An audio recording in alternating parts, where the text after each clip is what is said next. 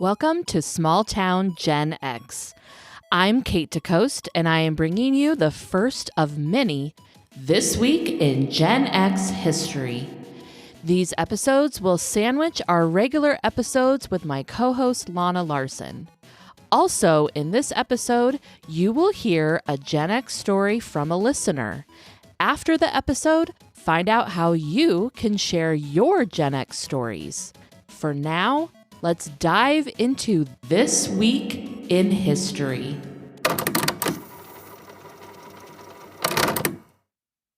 In 1965, Malcolm X was assassinated in New York City. In 1968, Mr. Rogers' Neighborhood first aired. In 1969, NASA's Mariner 6 space probe successfully launched from Cape Canaveral, Florida. In 1969, George Harrison from the Beatles started recording 3 solo songs from their Abbey Road album at the EMI Studio, Abbey Road, London. In 1970, the Jackson 5 performed on TV for the first time on American Bandstand. The song they performed was I Want You Back. The band Wings' debut single, Give Ireland Back to the Irish, was released by Apple Records. 1978, the Yuba County 5 disappeared after attending a college basketball game. Their car was found in a remote national forest, while 4 bodies were found in June, 20 miles deeper into the mountains. One of the men bizarrely starved to death in a hiker's cabin that was completely stocked with food. Only the shoes of the 5th man were found, with no trace of his body ever discovered. In 1979, the Caribbean island state of St. Lucia gained its independence from the United Kingdom. In 1981, Lady Diana Spencer and Prince Charles announced their engagement at Buckingham Palace.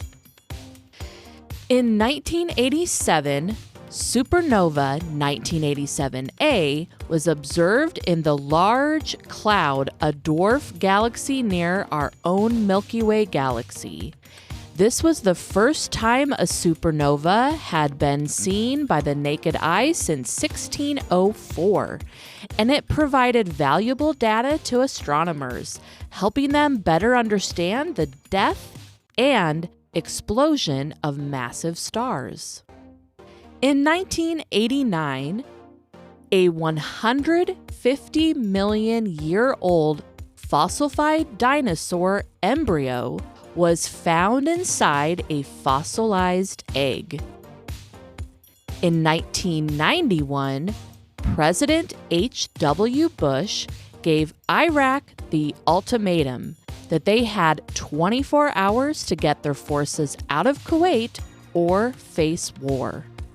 In 1992, NASA successfully launched the 3rd of its Advanced Series 2 GPS satellites into orbit.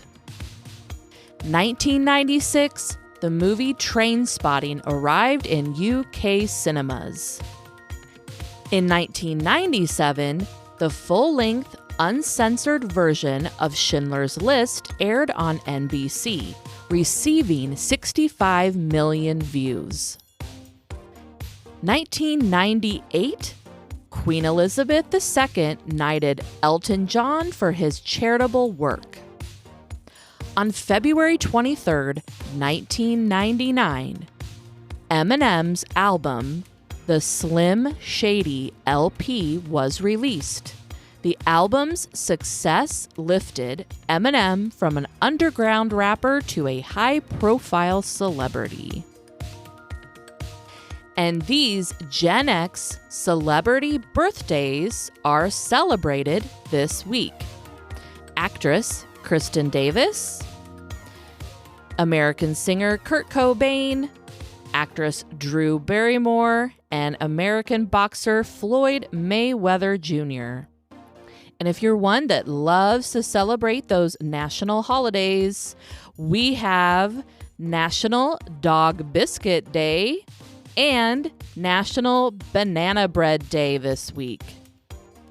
And that was your Gen X This Week in History.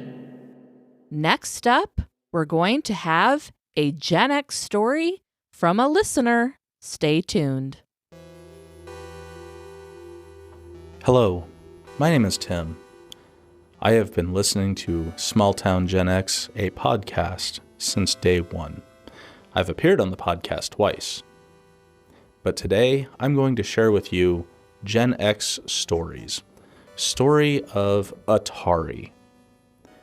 I was about 12 years old and we were living in Zachary, Louisiana at the time. I had a friend, we'll call him Evan. Evan had flashes of brilliance in between darkness of inability to think clearly.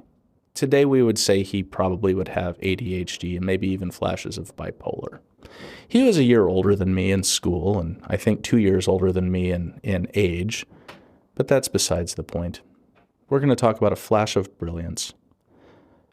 One day we were at my house. I think we were playing on the computer the Great American Race.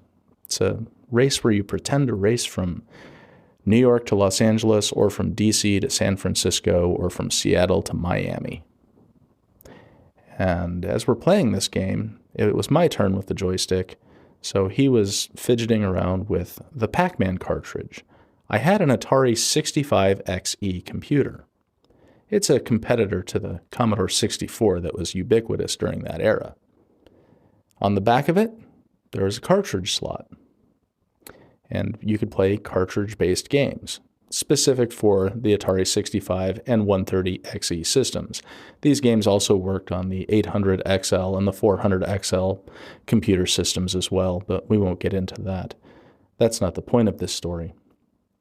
Evan, being the observant person that he can sometimes be, takes one look at my cartridge, pushes a little lever down, and looks at the little pins sticking out of the card that are sticking out of this cartridge. And he goes, "Hey, I've got an idea." Now, when Evan said he had an idea, that usually meant something was either going to be amazing or somebody was going to get hurt, or both.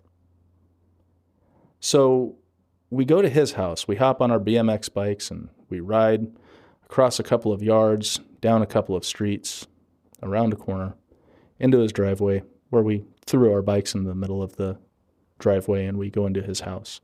His mom's not home. No cars are in the driveway, nothing in the backyard. And we go into his room, and he goes and grabs the pole position cartridge for his aging Atari 2600 that he has had since he was a kid. And he takes it into the kitchen. Goes outside into the shed and grabs his dad's toolbox. Now, it's the 1980s, and this kitchen has a glass dinette table. He places the cartridge on the glass dinette table and then puts the metal toolbox on the glass dinette table. And before I could make any suggestions, he flings open the toolbox and grabs a hammer and starts smashing at his pole position cartridge, because he wants the little card inside the cartridge out of it.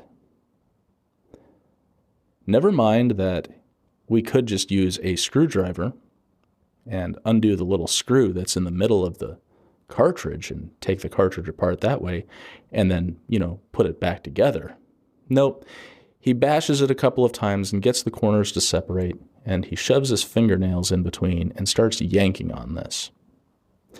yanks the green card out of the cartridge and places it in his flannel shirt pocket and says, "Cool, let's go," leaving the mess on the dining room table for his parents to find. The metal toolbox, the hammer, the smashed up Atari cartridge, and all of the evidence that we just did something incredibly stupid on a glass dinette table that could have easily shattered itself into a million pieces, but it didn't. On that day, somebody was looking over our shoulders, or so we thought. So we get back on our bikes and we ride back to my house. And I said, "So what was your idea?" And he goes, "Watch this." And he just takes the pole position cartridge card and shoves it into the back of my computer, turns it on, and sure enough, it works. We are able to play pole position, 2-player, on my Atari 65XE computer. It just worked. So we're having a blast, and not 3 minutes later, his mom in her red Grand Caravan drives up the driveway, rings the doorbell. My dad answers it. "Hey, Evan's mom. How's it going? Is Evan here?" "Yeah, he's in the computer room with Tim." "Okay, Evan, get out here now." Oh, and it just kind of gives me this bewildered look, like what could possibly be wrong. "Evan, what were you thinking?" "About what?" "You have the hammer and a metal toolbox on the dining room table. Why?" "Because I wanted to see if pole position could be played on Tim's computer." "And you thought it was a good idea to smash the cartridge against my glass dining room table? Do you think, Evan? Do you think about what could possibly happen, Evan?" And that was the last I had seen of Evan for about 5 days.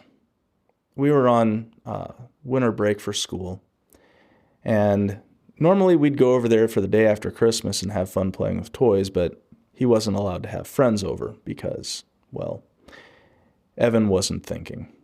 So the lesson for this is that when you have a great idea, please make sure you think it through.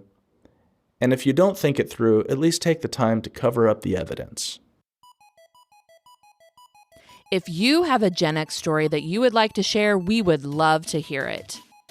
We're looking for stories that are between 3 minutes and 7 minutes. You can voice record those on your phone and then email the file to smalltowngenx@gmail.com. That's smalltowngenx@gmail.com.